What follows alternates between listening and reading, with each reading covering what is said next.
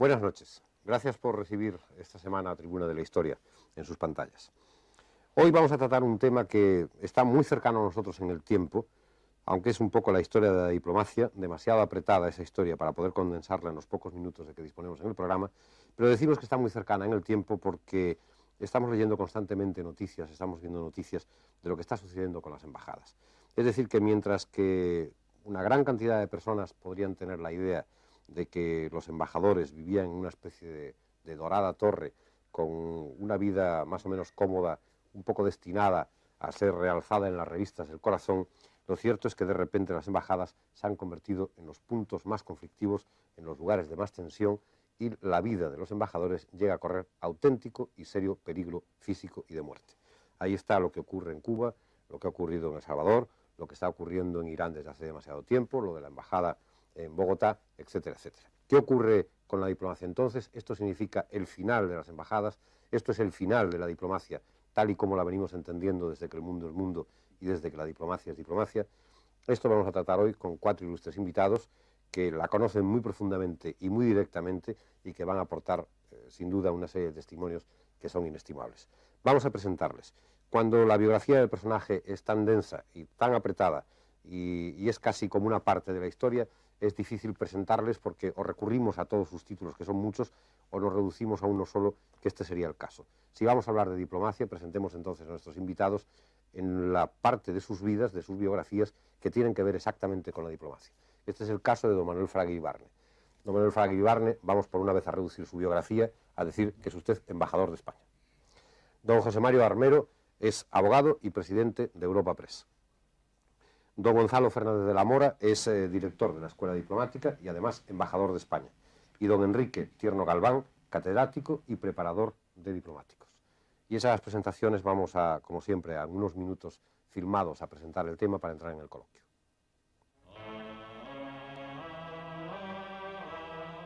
La diplomacia es tan antigua como la historia del hombre.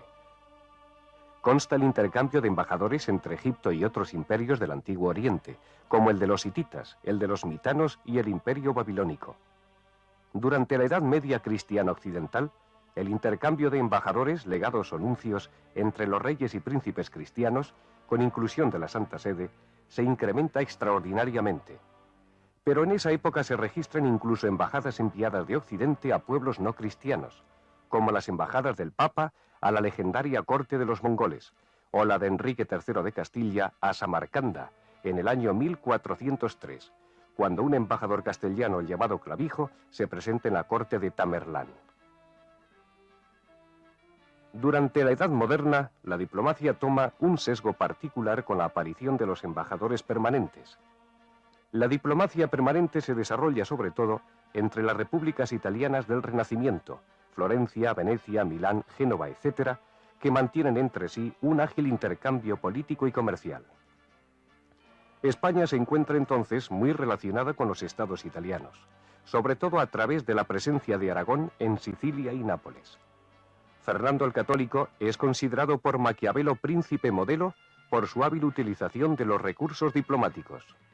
No es así extraño que algunas de las misiones permanentes del siglo XV sean precisamente españolas, como la de don Rodrigo Gundisalvo de Puebla a Inglaterra en el año de 1487, y la de don Lorenzo Suárez de Figuerola, enviado por los reyes católicos a la República de Venecia entre 1494 y 1498.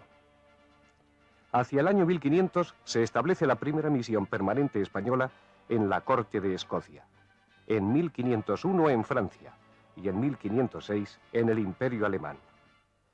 Al ser España la primera potencia mundial en el siglo XVI, era lógico que la diplomacia fuera objeto de atención por la legislación española.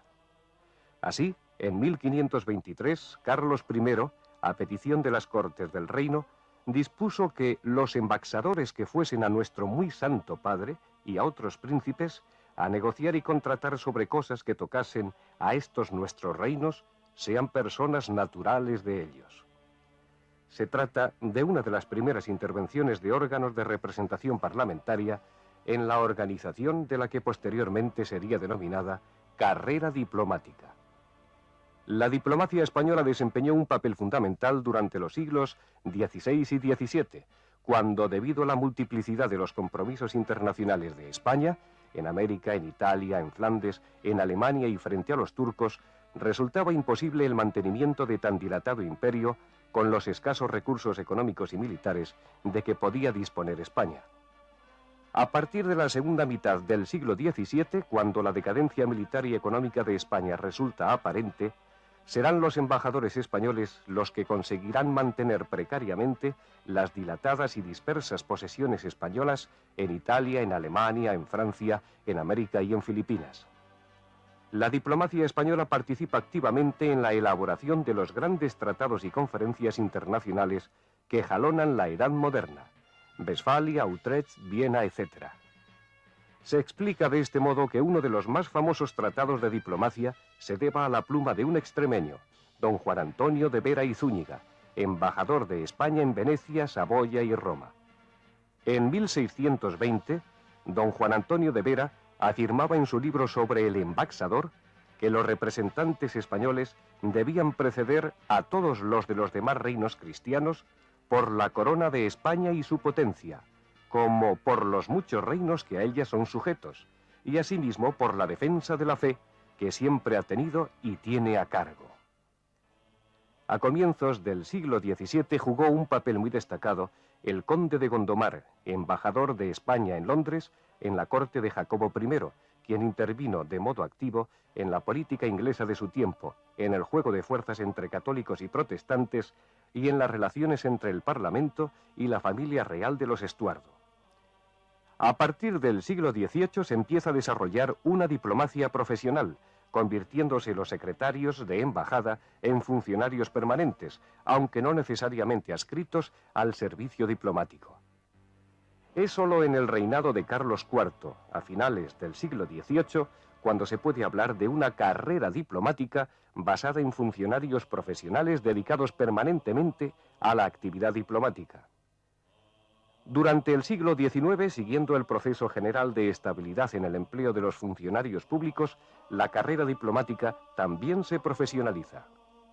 Durante los siglos XIX y XX, España juega un papel menor en la vida internacional tras la pérdida de las colonias americanas y los conflictos internos que han marcado esta etapa de nuestra historia. Cabe señalar, sin embargo, algunos éxitos diplomáticos, como los obtenidos por don Fernando de León y Castillo, ministro de Estado y embajador de España en Francia, quien logró, jugando una hábil política internacional, formar el mini-imperio colonial de España en África, constituido por Guinea, Fernando Po, el Sáhara Occidental y el Protectorado en Marruecos.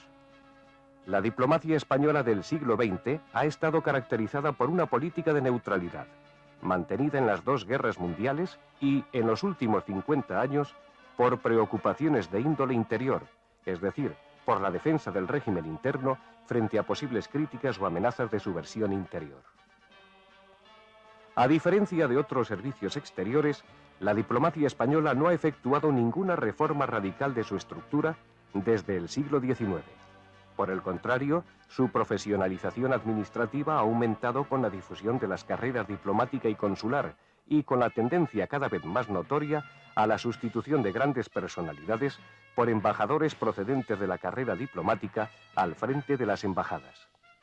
Como característica de la carrera diplomática española, cabría señalar la importancia de algunas figuras intelectuales procedentes de la diplomacia, como Juan Valera, Ángel Ganivet, Agustín de Foxá o Enrique el Llobet. Entre los políticos procedentes de la carrera diplomática, cabe recordar a Manuel Fraga y Gonzalo Fernández de la Mora. Señor Fraga, ¿qué está ocurriendo con las embajadas? ¿Es el fin de la diplomacia tal y como la veníamos entendiendo? La diplomacia es una de las profesiones más antiguas y por lo mismo tiene ventajas y tiene inconvenientes. Una de las ventajas que tiene es que está el taller en casa, pero tiene también todos los inconvenientes de esa misma situación. Yo diría que las embajadas han estado cambiando constantemente.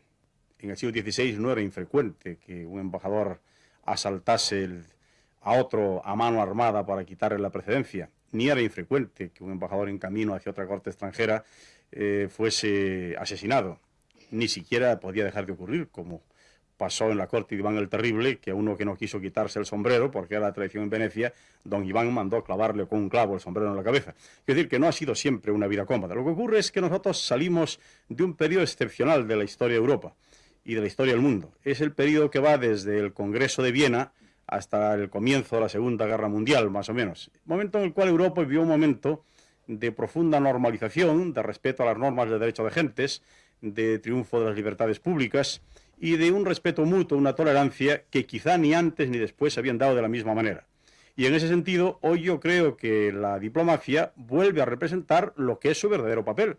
Representa los intereses de un Estado, representa los intereses de una forma social frente a otras, y por lo mismo está sujeta a todos los cambios del mundo moderno. Y por eso, a mi juicio, no es nada de sorprender que hoy los embajadores sean unas veces asesinados, otras secuestrados, otras tomados como un elemento para ser presentados como tema de una causa determinada. Y en ese sentido, quizá hoy vuelve el mundo a mostrar la enorme profundidad de lo que son las dificultades de la convivencia social. Paul Valéry escribió sobre esto un texto admirable, y es que cuando una sociedad llega a ser civilizada, se olvida de lo que le costó llegar a serlo. Y hoy, a fuerza de hurgar y de querer volver en todo pues al amor libre, a la expresión libre de los sentimientos, pues nos encontramos con los festivales folk en lo que muere la gente, nos encontramos con que vuelve la violencia a aparecer por todas partes, y creo que el estudiar de nuevo cómo reconstruir, sin renunciar a nada, de las posibilidades del mundo moderno, una sociedad civilizada y conviviente, es un tema que está planteado en las embajadas y en todo lo demás. Señor Armero, su opinión.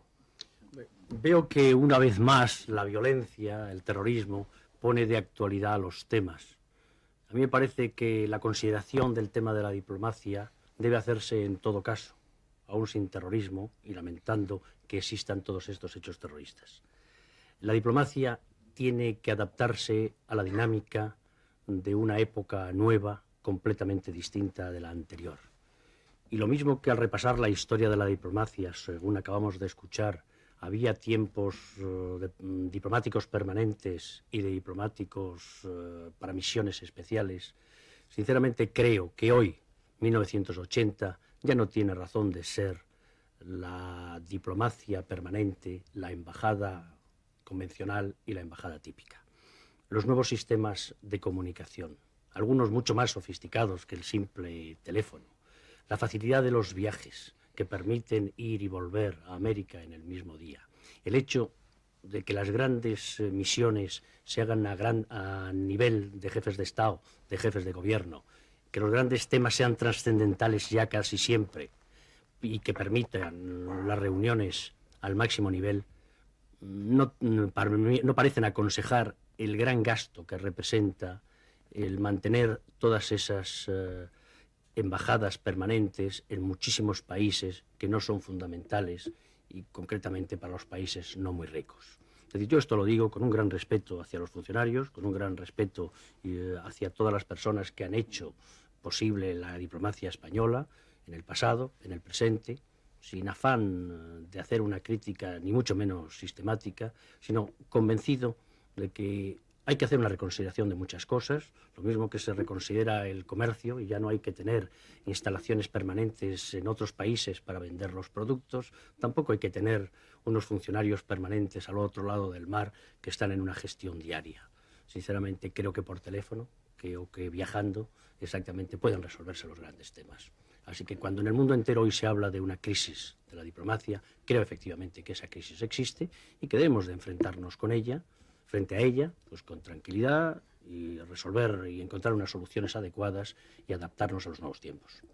La tesis que ha presentado el señor Armero me parece que es muy interesante y que después deberíamos volver sobre ella. Si nos ceñimos a esta primera pregunta, el señor González de la Mora, ¿está en crisis ahora mismo la diplomacia tal y como la venimos entendiendo?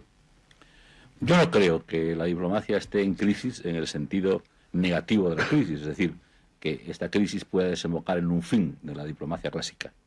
Al contrario, a mí me parece que una profesión y una función, cuanto mayores son los retos que recibe de la circunstancia y cuanto más difícil es su ejecución, mayores son las posibilidades de desarrollo y de crecimiento.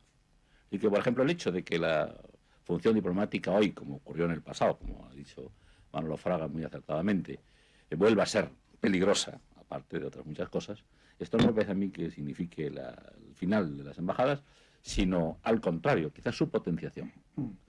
Ahora, yo quisiera decir algo en relación con la tesis de José María Armero, que a mí me parece muy polémica y muy interesante, que es aducir el progreso técnico como un motivo, vamos, para la eventual desaparición o para la no necesidad de las embajadas permanentes. Yo creo que un embajador permanente cumple una serie de funciones que no se pueden resolver con la diplomacia directa, que no se pueden resolver con las visitas de jefes de Estado ni con las visitas de ministros de Asuntos Exteriores. Es decir, con el teléfono tampoco, de presidente a presidente o de canciller a canciller. La función de representar permanentemente no la puede ejercer un ministro de Asuntos Exteriores desde su país en 120 países. No puede ejercer tampoco la función de proteger a los ciudadanos del país un ministro desde su Ministerio de Asuntos Exteriores en 120 países. Tampoco puede ejercer la función de observar, que es verdaderamente fundamental, porque si tiene observadores, esos son los diplomáticos. Y yo creo que tampoco puede cumplir la otra cuarta función diplomática esencialísima, que es la de negociar. Esto es lo que parece más polémico, pero yo quiero analizarlo muy brevemente con la pequeña experiencia de casi 40 años en la carrera diplomática. Y es que cuando un jefe de Estado, o cuando un presidente de gobierno, o cuando un canciller o un ministro de Asuntos Exteriores va a celebrar una conferencia en la cumbre, antes se han pasado meses o semanas negociando como auténticos lazarillos y como autores verdaderamente de la negociación los diplomáticos permanentes. Y lo que se va en ese momento es o a recoger el fruto de esa negociación o a rematarlo, a dar el golpe final. Y cuando un ministro de Asuntos Exteriores llega a un país, un jefe de Estado, en el que no tiene representación diplomática, está perdido. Porque no tiene quien le conduzca, quien haya preparado la negociación y quien haya aguantado. Y todos esos viajes de Kissinger, en fin, etcétera, cuando se ha inaugurado la etapa de la diplomacia directa, eso es lo que vemos en las pantallas. Pero lo que no vemos en las pantallas son las horas inmensas que los representantes permanentes y los servicios permanentes de esos ministerios han estado reuniendo documentación y preparando cosas. Claro, cuando nosotros analizamos cualquiera de los hechos ahora recientes, como por ejemplo la solución del problema del Oriente Medio, pensar que eso se resolvió en unas horas en un acuerdo entre el señor Sadat y el presidente de los Estados Unidos, esto sería de una enorme ingenuidad. Detrás de eso hay una labor de preparación inmensa. Y lo tradicional y lo normal en esta época de diplomacia directa es que los ministros de Asuntos Exteriores, los jefes de Estado, los presidentes de gobierno, no hagan diplomacia directa nada más que cuando van a recoger el fruto de una importante negociación y a darle su sello y su rúbrica fundamental. Es decir, yo creo que la diplomacia permanente es absolutamente vital y creo que también esto se extiende al comercio, porque hay del comerciante que va a vender sin tener ahí alguien que le ponga en contacto con las personas. Al contrario, creo que ahora es muy corriente que las grandes empresas creen sus representaciones in situ, porque esto es lo que les abre más. Yo he tenido ocasión de mover muchas veces por el mundo en países con representaciones diplomáticas de España y sin representaciones diplomáticas. Donde había representación diplomática, he tenido todas las puertas abiertas. Y donde he llegado y donde no había representación diplomática, pues realmente me he movido con una enorme dificultad. Yo creo que el diplomático permanente es absolutamente esencial y creo que es más esencial ahora que nunca, porque ahora hay más relaciones internacionales que nunca y al haber más relaciones internacionales que nunca es más necesario que haya gentes que representen, que observen, que protejan y que negocien. Señor Tierno, dos preguntas. Está en crisis la democracia y la... Perdón, la diplomacia no está en crisis la democracia. No está en crisis, ha sido un lapsus imperdonable. La diplomacia... tenemos motivos para sospechar que pueda estarlo, así que no está mal, no está mal. Dígame usted. Sí, ¿está en crisis la diplomacia entonces o no? Bueno, la diplomacia, por mi experiencia de lector y por mi experiencia de profesor, si por la palabra crisis entendemos una ruptura que genere una nueva clase diplomático o una transformación absoluta e inmediata de lo que entendemos por diplomático, no. Yo lo que creo, para puntualizar las cosas tal y como las veo después de unos años de enseñar a diplomáticos, de muchos años, es que la diplomacia sigue el proceso de transformación del medio, y del medio internacional, que es al que se debe. De manera que hay ciertos sectores del mundo en el que ha habido un proceso de síntesis, como Europa, por ejemplo. Entonces los medios de comunicación se hacen más estrechos, es en cierto modo más fácil de entenderse, y el diplomático se adapta a esa situación. Pero hay otros grandes sectores del mundo en que el proceso de síntesis ahora no llega, sino que al contrario, parece que se está en dispersión. Y el diplomático sufre esa dispersión. Y sufre ataques, violencias, rupturas, apetencias de nacionalidades propias, y el resumen es que le asaltan y se adapta. Ahora, siempre hay algo fundamental que se adapta. No creo que en este sentido haya crisis. No lo creo. Creo que lo que ocurre, hay que saber que la diplomacia tiene que sujetarse a la dispersión y a la ruptura, y también adecuarse a ese proceso sintético. Yo creo que hay un oficio, y lo digo porque no he sido diplomático, no he sido embajador, pero por lo que he observado. He tenido alumnos que se han despedido de mí a los 20 y tantos años después de sacar la oposición. No los he vuelto a ver hasta los 10 o 12 años, y hay un oficio. Pero un oficio muy concreto, que se aprende sobre el terreno y que no observo en los diplomáticos coyunturales. Puede ser que pasado algún tiempo la hipótesis de Armero, que es razonable, tenga sentido, no lo sé. Pero ahora me parece que no, que ese oficio es necesario. Oficio para negociar, que se aprende negociando y que además requiere acumular experiencias, y no es fácil negociar. Un oficio que implica no solo conocer la psicología de las personas, sino tener una cierta adecuación para que en una multiplicidad de idiomas, la mínima respuesta a los diversos idiomas que hay, y luego saber conducir a otro por el dédalo de. ¿Esto qué significa? Una función representativa, una función observadora, y al mismo tiempo de captación de mensajes y de reducción a un solo mensaje que el gobierno puede utilizar, se aprende sobre la marcha. De tal modo que diplomáticos improvisados, diplomáticos políticos, de buena voluntad, con capacidad, que hacen un esfuerzo, ha incluso de transcurrir algún tiempo para que sepan cómo han de responder. Es una experiencia que puedo atestiguar con años de profesor, una transformación que he experimentado. Y el no valorar la diplomacia como oficio, ocurre con casi todo, no es bueno, porque una profesión o una función profesionalizada requiere unos conocimientos profesionales, y eso implica oficio. Y por ahora ese oficio me parece que es difícilmente sustituible.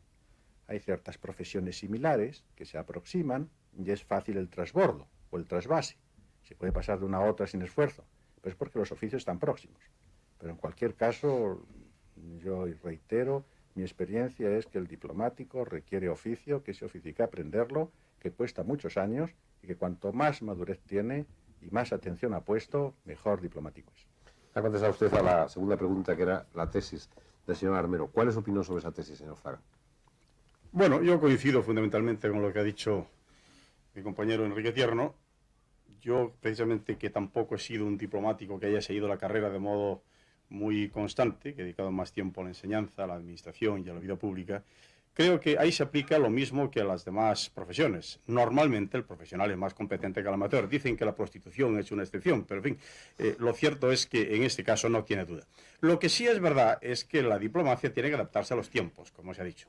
Y es muy posible que en la actualidad pues hagan falta quizá menos residencias solemnes y quizá cancillerías más grandes. Quizá haya que ir de un tipo diplomático generalista a otro más especializado. Hoy no basta con saber inglés y francés para estar en China o para estar en Rusia o para estar en países africanos. Y eso es posible, pero por el contrario a lo que se ha dicho, yo creo que más que nunca es necesaria una determinada inversión de los estados en sus relaciones exteriores. En una época determinada viajaban unos cuantos cientos o miles de personas. He leído esta mañana que el año pasado salieron de España 16 millones de españoles. A algún sitio tendrán que ir para que alguien se ocupe de ellos si pierden su pasaporte o si les detiene la policía o algo semejante. Hubo una época en que España tenía una emigración relativamente restringida y solamente países hispanoamericanos, que era seguir en la misma familia. Hoy se emigra a Europa y ha habido que crear los servicios correspondientes. Los servicios comerciales eran unos cuantos cientos de barcos que salían antes cada año. En este momento, por el contrario, se trata de una actividad que representa miles de millones de dólares, que diríamos del turismo, de otras muchas eventualidades. En definitiva, yo creo que más que nunca es necesario. Y por supuesto, eso no se resuelve con las buenas comunicaciones. El teléfono supone que se sabe quién está al otro lado del teléfono. Y como efectivamente se ha dicho, todos los intentos de cambiar el sistema se han traducido en aquella misma frase que contaba un jefe de oficina, que a veces que le decían, reduzca usted personal, compraba más mesas, porque al final hacía falta más. ¿Qué ocurre, por ejemplo, con la frase de Wilson, cuando dijo, tiene que acabar la diplomacia secreta, en adelante no habrá negociaciones secretas, vamos a hacer la diplomacia por conferencia en grandes parlamentos mundiales. Lo mismo la Sociedad de Naciones, que las Naciones Unidas después, han demostrado que esos foros internacionales son muy útiles para idear opiniones, para plantear ciertas cuestiones, para ciertos grupos de países pequeños o débiles, poner allí su caso frente a la posición prepotente de los que ya están situados en el mundo de la política militar o económica. Pero no sirven para resolver los grandes problemas. Las grandes decisiones tienen que tomar fuera de allí. Análogamente, ya cuenta Philippe de Comines que un famoso encuentro que tuvieron, pues estamos en una tribuna de historia, Enrique VIII y Francisco I, pues al final llegaron a las manos en una discusión. Y dice Philippe de Comines, con mucha razón, en su tiempo, que cuando se ven dos grandes príncipes, más vale que estén siempre cerca de ellos sus séquitos, que discutan cuestiones previas, para evitar que ellos lleguen a ese tipo de enfrentamientos. Imaginémonos por un momento que por teléfono intentara el señor Carter, discutiendo con Ayatollah Khomeini, resolver el problema de los rehenes. Es evidente que las cosas que se pueden decir dos grandes personalidades en ese momento no admiten la necesidad inevitable de la paciencia mutua, y evidentemente la soberanía, al tener en esos símbolos tan altos una necesidad de mutuo respeto, no permitiría ese tipo de negociación.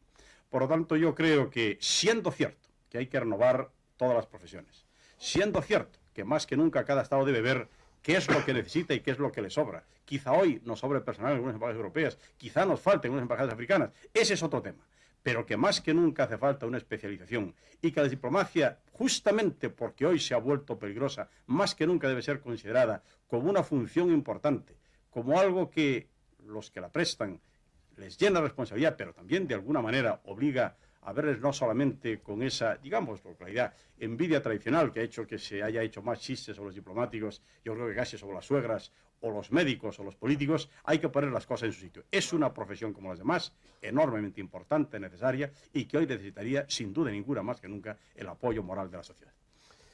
Señor González del Amor, ¿es una profesión elitista a la hora de elegir los futuros diplomáticos? Bueno, elitista en el sentido social no. Es decir, que hoy los diplomáticos pues proceden de todos los estratos sociales. Quizás en el pasado no fue así, entre otras razones porque hubo una época en que el diplomático prácticamente no estaba remunerado durante una etapa muy considerable de su carrera. Pero desde el momento en que se han convertido en funcionarios públicos, pues este problema ha desaparecido, y hoy casi diría yo que son una enorme minoría, una minoría mínima, los que proceden, digamos, de la alta burguesía o de las clases superiores. Ahora, sí son elitistas en el sentido intelectual. Sí, claro, es una profesión difícil, que requiere una preparación dura, que por lo tanto exige una capacidad intelectual y una formación amplia, y claro, eso solo lo tiene una minoría. Es decir, que en ese sentido sí es elitista, pero no en el sentido social, lo es en el sentido intelectual. Parece, señor Tierno, que visto así desde fuera, el futuro diplomático debería de tener unas ciertas cualidades, un cierto don de gentes, un carácter, una manera de actuar. Es decir, el diplomático nace o se hace. A la selección es uno de los grandes problemas. Estos señores saben más que yo de la selección para el cuerpo diplomático, pero es uno de los grandes problemas. Hay ejemplos históricos de gentes que no se adaptan y otros de personas que se han ido haciendo en el transcurso del tiempo por su propia experiencia, y la selección dependía solo de la intuición del secretario del rey o del rey. En el caso de don Diego Hurtado de Mendoza, por ejemplo, fue un acierto, era muy joven cuando fue de embajador a Venecia, y fue una elección acertadísima de Felipe II, quizá más del secretario, de don Francisco de los Cobos, pero fue acertadísima. Pero García León y Pizarro, que es otro personaje conocido, ahí, y es persona muy simpática por su gran liberalismo y por el derroche de capacidad y de valor en defensa de las instituciones democráticas, pero no rindió. Don Nicolás de Azara es otro ejemplo que podríamos comentar, esas memorias que todos hemos leído y su actitud frente a Napoleón. Yo he pensado muchas veces en esto al estar en mi casa o ir a casa de los que se preparaban y decirme, bueno, ¿qué va a resultar de aquí? Sobre todo en la preparación de cultura, en la que yo he invertido muchas horas y con gusto, porque me permitía imaginar, inventar y disfrutar de un poco de la invención. Hay una condición que quizá para eso sirva bien el tener unos previos años, o poco, por lo menos un año o 2 años, de atención reiterada al tema e incluso de temor, y es el ser paciente. El diplomático tiene que ser paciente. tiene que saber más escuchar. Y claro, tiene que saber hablar, pero tiene que saber hablar en su momento, y si habla poco, mejor. Y yo creo que se hace, salvo excepciones, yo creo que se hace. La excepción hay que admitirla, pero a través de la lectura, a través del diálogo con unos y con otros, el diplomático se hace como diplomático, sobre todo en los países en que la universidad no tiene salidas específicas para esa profesión, o salidas genéricas. En la sociedad inglesa, ustedes también lo saben mejor que yo, había universidades en las que ya más o menos se estaba orientando, pero aquí no. Lo que ha habido durante mucho tiempo, y lo ha dicho muy bien Fernández de la Mora, es cierto, era una minoría, y esa minoría pues estaba preparada, educada, adiestrada para moverse en un nivel alto social. Pero con la democratización y la nivelación, ese mismo precedente que ha dado una imagen popular del diplomático. El diplomático tiene que saber comer con delicadeza, tiene que ser muy educado, pero eso es totalmente accesorio, no tiene importancia, aunque es la imagen popular. Pero al invadirse la universidad y generalizarse y perderse el sentido de clase, eso lo he vivido yo de un modo muy directo. Las primeras generaciones, una gran parte de ella, eran gentes que procedían familias de alta burguesía o de títulos. Y después, en el transcurso simplemente de 25 años, eso fue cambiando y entró un gran sector de la clase media, un gran sector. Y tanto unos como otros se hacían a la función diplomática. Se hace. Hay veces en que se hace con más facilidad porque el sistema de selección es acertado, y otras veces que, a pesar del sistema de selección, tiene que hacerse en cierto modo a sí mismo por el aprendizaje en un consulado o en una embajada, pasando años con un embajador que le enseña, porque el embajador tiene que tener funciones de relación pública, funciones de negociador, pero además tiene que enseñar a su gente a comportarse y a aprender. Y hay una tradición en el proceso de la diplomacia española que a mí me asombró. Un profesor modesto de la clase media que puede observarlo todo desde fuera, que no está comprometido en estas aventuras, únicamente el compromiso moral de enseñar bien y de educar para ser liberal frente al mundo. Y me asombraba la tradición de la enseñanza en el seno mismo de las embajadas. Un buen diplomático, en cuanto embajador, hacía buenos a su gente. El hecho es que sí, hace falta una buena selección, pero hace falta que esta selección vaya encaminada en el supuesto de que la materia prima es casi siempre igual. Vamos a centrarnos un poco en la historia. Señora Armero, si cogemos una época, para no perdernos en la noche de los tiempos, por ejemplo, la España contemporánea, en general nuestra diplomacia, a lo largo de la historia contemporánea, en general, ¿a qué ha servido más? ¿Al Estado, al español medio, al españolito a pie, a algunos intereses económicos, a un régimen? Me creo que durante los últimos 50 años que España ha desarrollado fundamentalmente una política de neutralismo internacional, la diplomacia española ha estado al servicio del régimen político.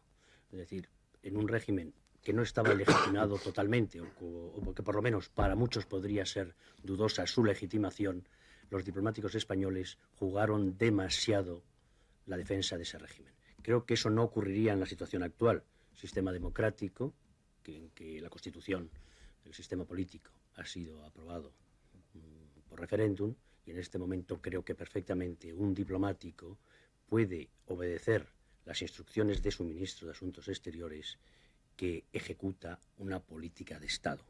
Es decir, el gobierno está ejecutando una política de Estado.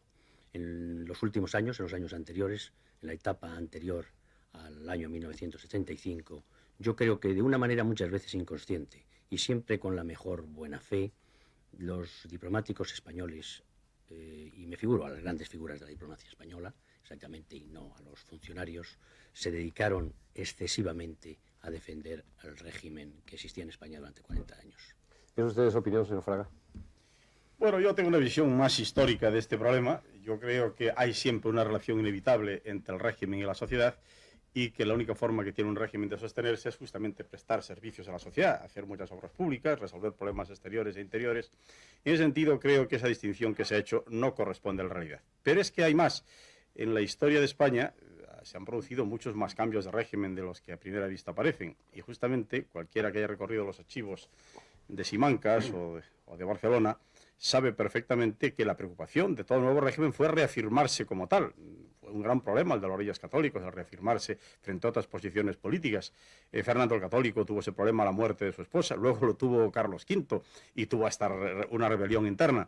Cuando uno ve en la historia contemporánea lo que ocurrió a la muerte de Fernando VII, la diplomacia española estuvo mucho tiempo entregada a ver si era o no reconocida Isabel II, por ejemplo, si lo era en Roma o no. Creo que ese problema es mucho más antiguo de lo que parece y está planteado de una forma mucho más artificial de lo que es en realidad. Desde luego puedo dar fe de que la diplomacia española de los últimos años fue una diplomacia ejemplar que prestó grandes servicios a España como tal. Y, por cierto, está por ver si todos pueden demostrar lo mismo. Yo quisiera decir algo también sobre ese tema. Yo creo que la función del diplomático en realidad es servir a su gobierno, sea cual fuere su gobierno. Y yo creo que esto no es solo un criterio de la carrera diplomática, sino en general un criterio incluso en las democracias más multipartidistas. Los partidos, cuando se trata de la presencia exterior, pues siempre respaldan la política gubernamental, porque es la política del Estado. Es decir, que yo creo que la disciplina es su característica en la diplomacia, que es una especie de milicia, como la es en el ejército. Claro, el ejército no puede empezar a discutir si la guerra es justa o no es justa, y si el general que le manda está o no legitimado, sino que lo que tiene que hacer es servir disciplinadamente. Y yo creo que la diplomacia española, durante el último medio siglo, ha servido muy disciplinadamente al gobierno, que para él era la identificación del Estado. Y yo creo que al servir al gobierno ha servido también, ha prestado servicios extraordinarios al Estado. Porque yo, por ejemplo, entiendo que, claro, el obtener la entrada de España en las Naciones Unidas o la incorporación en los organismos internacionales, o en fin, o negociar la descolonización, o los pactos con los Estados Unidos, o el comercio exterior, etcétera, que nos llevó a ser la 9ª potencia industrial del mundo, a mí me parece que esto no era un servicio a una ideología política, sino que era un servicio al Estado. Yo coincido totalmente con lo que acaba de decir mi compañero Manolo Fraga, en el doble sentido de que esta identificación entre gobierno y Estado ha existido siempre, y que además el problema de la defensa del gobierno pues ha sido en gran parte un problema muy antiguo. Pero además coincido con él en que yo creo que los servicios que realmente ha prestado la carrera diplomática a España como nación, independientemente de su régimen, pues han sido extraordinarios en los últimos años, han potenciado su presencia en el mundo y en el orden económico y cultural pues han realizado esfuerzos fabulosos. Pensemos, por ejemplo, solo en el hecho de que se haya conseguido que en las Naciones Unidas el castellano sea una de las lenguas universales, en fin, por citar entre millares de ejemplos, pues en fin, objetivos claros que se ha propuesto la carrera diplomática y que los ha llevado a efecto, y que yo estoy seguro que los seguirá llevando con cualquier régimen que haya en España. Señor Fraga, ¿cómo son, si es difícil reducirlos a un corto espacio de tiempo, los trabajos y los días de un embajador? ¿Qué ocurre en las 24 horas de la vida de un embajador, más o menos en términos generales? Bueno, yo no creo que sean los mismos en una embajada como la que yo conocí bien, que es la de Londres, o los que pueden ocurrir en una embajada africana. Supongo que los días serán muy diferentes. Pero yo puedo contar que una gran embajada de tipo tradicional en Europa, pues las cosas pueden funcionar más o menos así. Que por las mañanas, a las 9, el embajador reúna a todos sus colaboradores, los que trabajan con él directamente en la embajada, para una especie de plegaria matutina de reparto del trabajo. Y que luego, pues cada uno se vaya a hacer su trabajo, que naturalmente puede ser muy complejo, y puede ser acompañar a una misión que viene a negociar un convenio de migración, puede ser hacer una visita al Ministerio de Asuntos Exteriores para presentar una nota sobre un asunto determinado, y puede ser cualquier otro trabajo. Normalmente, este trabajo de la mañana suele ser especializado los demás días. Yo recibí un día a los cónsules, a los 3 cónsules que había en Londres, recibí otro día a los funcionarios de la Oficina de Migración y a los profesores de español y los demás que se ocupaban de la inmigración, recibí otro día a los agregados militares, recibí otro día a los de la Oficina Comercial, y el último día de la semana nos reuníamos absolutamente todos los de todas las oficinas que estábamos en Londres. El día pues se llena de visitas de españoles que vienen a pedir determinadas gestiones y presentaciones, se llena de gestiones con los organismos ingleses de todos los departamentos. La tarde puede estar muy ocupada en reuniones colectivas o en reuniones sociales. Normalmente el embajador recibe a almorzar o a cenar todos los días a alguien, español o extranjero, normalmente para resolver un problema, son comidas de trabajo, o bien pues va a comer con los hombres de negocios o con las personalidades de otras embajadas, o bien, en definitiva, pues procura, y esta es una de las funciones más importantes de un embajador, que no se resuelven por teléfono, el estar creando constantemente una idea de la cultura española, inaugurando exposiciones, trayendo artistas, presidiendo conferencias, asistiendo a ferias del campo, procurando que los pabellones españoles sean los menos malos, y de alguna manera saliendo al paso todos los días a las contradictorias informaciones que la prensa pueda dar. Eso y otras muchas cosas, entre las cuales, por cierto, no deja de ver algunas anécdotas chuscas de vez en cuando y algunos incidentes graves. A mí me tocaron 3 meses, no de la gravedad de los incidentes últimos que se conocen, pero sí de un piquete permanente ante la embajada día y noche, en muchos de los cuales casos la situación llegó a ser muy desagradable, y me parece que todo eso hace que la función del embajador sea mucho más compleja, mucho más rica y, sinceramente, creo de mucho más servicio de lo que muchas veces se piensa. Señor Armero, estas ocupaciones de embajadas no pueden ser precisamente la demostración del éxito de la diplomacia. Es decir, tal como antes se secuestraba un avión porque el avión era un símbolo de un prestigio en la manera de viajar, en su técnica tan sofisticada, el llegar y ocupar una embajada no es un poco el triunfo de esa misma diplomacia. Se acude a la embajada porque ya es lo último que puede hacer, ya es no sé, la demostración al mundo de que ahí está ese problema. Yo he dicho que yo no quiero relacionar el fenómeno del terrorismo con mi aparente opinión en relación con las embajadas permanentes. Pero creo la razón fundamental de que el fenómeno terrorismo opere sobre las embajadas es que es un buen método, es un buen sistema de chantaje. Es decir, se coge el avión porque es un buen sistema de chantaje, se coge la embajada porque la embajada normalmente es débil, no tiene una gran protección, tiene un gran impacto mundial, es decir, es un buen sistema de chantaje para el terrorista. Es decir, no creo que tenga otra trascendencia, con independencia del éxito o no éxito de las embajadas. Sin embargo, en muchos de los casos quizás sea discutible que sean terrorismos, ¿o no? Bueno, en el caso de La Habana, pues no es un caso de terrorismo, sino que es de defensa de los derechos humanos y de sálvese el que pueda, digamos. Ahora, es un caso muy excepcional. Hasta ahora lo que hemos vivido en las embajadas era el terrorismo y el chantaje puro y simple, como dice José María Armero, pues efectivamente es un punto muy sensible, porque claro, para un Estado que no ha logrado la protección de sus acreditados, pues le coaccionan de una manera muy virulenta. Ahora, yo el único caso que conozco que no sea de terrorismo en este sentido es precisamente el incidente que estamos viviendo ahora, donde varios millares de personas se han refugiado para coaccionar al gobierno y a otros gobiernos para poder abandonar el país. Ese es un caso distinto. Profesor Tierno. Sí, en esto de las embajadas hay una circunstancia imperiosa, dominante, y es la inmunidad. Claro, eso no se debe olvidar. Es decir, una vez que se entra en el territorio de otro Estado y la embajada define o determina claro, un territorio que no es propiamente, está protegido por un pabellón extranjero y constituye eso que técnicamente se llama extraterritorialidad.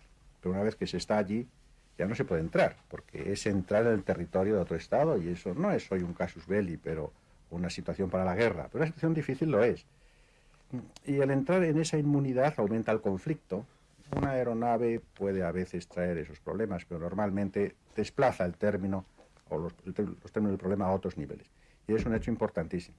Y denota que efectivamente la profesión de los diplomáticos, la actividad diplomática es más vulnerable. Y es más vulnerable, y esto sería entrar ya en otra idea, porque antes el diplomático representaba sobre todo la idea de soberanía. Era un Estado soberano, pero en tanto cuanto la idea de soberanía empieza a recortarse y en muchos casos a debilitarse, se entra en ese terreno, en ese territorio, en esa inmunidad, se viola el derecho, se penetra en la embajada, porque ahora hay una tendencia general por parte de los pueblos a no tener tan en cuenta el principio de la soberanía, y los Estados no pueden imponerlo con el rigor de antes. Y esto supone que la diplomacia y el diplomático está en una situación peculiar, porque de un lado representa la soberanía de un Estado que tiene que mantenerla, tiene que mantener su dignidad y su imperio. Y de otra parte está siempre sometido a que la masa, el criterio popular o unos cuantos señores de un partido no tengan el mismo respeto por la soberanía y violen el territorio. Y eso lo hace mucho más vulnerable y frágil a la función diplomática hoy, sobre todo en el tercer mundo o en situaciones de crisis. Señor Fraga, tenemos nada más 2 minutos. Yo quisiera que pusiera usted el punto final. Entonces, ¿la diplomacia española ha estado a la altura de este país, del nombre de España? Mire usted, yo como tengo la honra de pertenecer a ese grupo, no voy a hacer así un acto de autoapología. Creo sinceramente que dentro de una situación en la cual un país debe mirarse siempre a sí mismo a la vez con optimismo y con ilusión en sus capacidades y al mismo tiempo con humildad en sus defectos, nosotros, como los demás, hemos hecho lo que hemos podido y creo que nos comparamos razonablemente con lo que han hecho otros estamentos sociales y naturalmente eso es lo más que a uno se le puede pedir. Pero lo que creo también es que justamente cuanto más delicada es la función y más importante, y cuando incluso lleva anejos de determinados privilegios, aunque sean privilegios de la función más que de la persona, más obligado está uno a superarse. Y yo en ese sentido creo que en esta importantísima reunión en la que se han expuesto con tanta franqueza puntos de vista diferentes y que estoy seguro que interesan muchísimo la opinión, la consecuencia más importante debe ser que la historia nos obliga mucho. Una diplomacia que ha tenido un don Cristóbal de Moura, que ha tenido a un conde de Gondomar, que ha tenido un Saavedra Fajardo, que ha tenido a un Azara, que con razón recordaba tierno una de las misiones más brillantes de la historia diplomática del mundo, hoy obliga a sus diplomáticos a mucho, a sufrir mucho, a servir mucho y a acertar mucho. Y espero que así seamos capaces de hacerlo, por lo menos los que en este momento están en activo. Otros estamos ahora en otras funciones no menos interesantes, sino menos responsables. Nada más, tenemos que poner punto final. Infelizmente, como cada noche, el tiempo se va antes que el tema. Y este es el asunto. Hemos traído algo que todavía no es historia, o es historia demasiado reciente, demasiado cercana, como es lo que está ocurriendo en las embajadas, quizá para dar esta breve pincelada de lo que puede ser nuestra diplomacia en España y que naturalmente puede ser el pie para otra serie de programas donde poder entrar en profundidad en estos personajes que ustedes nos decían y que merece la pena de ser conocidos en todos sus avatares, en todas sus trayectorias. Gracias por sus inestimables testimonios y gracias a ustedes por seguirnos. Buenas noches.